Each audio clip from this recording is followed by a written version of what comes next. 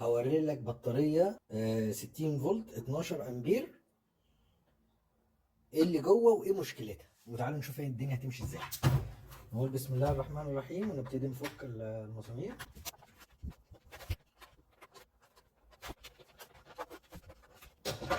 دي كارتة البي ام اس بتاعتها. مشكلتها انها كانت بتمشي بعد 5 كيلو او 3 كيلو وتفصل. فاحنا هنعمل تشيك كده على الفولت ونشوف فيها فولت قد ايه. هي بتيجي عندي هنا وتروح جايه فاصله ما بتكملش. هنفحص كده كل خط بسرعه.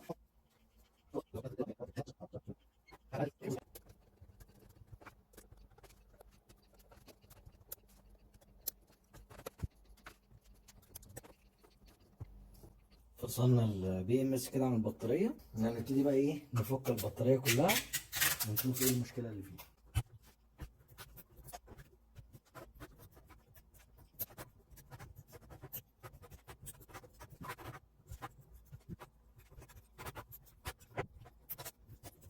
هنا كده طبعا بعد ما فكينا البطاريه كلها من نيكل، من حاجات النيكل، تبتدي بقى ترفع دي كده شويه شويه.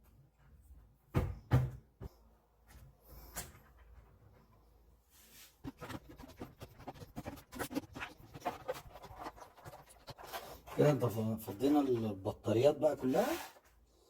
هنبتدي نعمل لها اختبار تيست. دي كانت بقى ايه التيست بتاع البطاريات اللي طلعناها من البطاريه.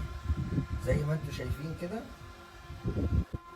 دي ما تنفعش تشغل بطاريه سكوتر نهائيا، وبالتالي هنغير كل البطاريات دي.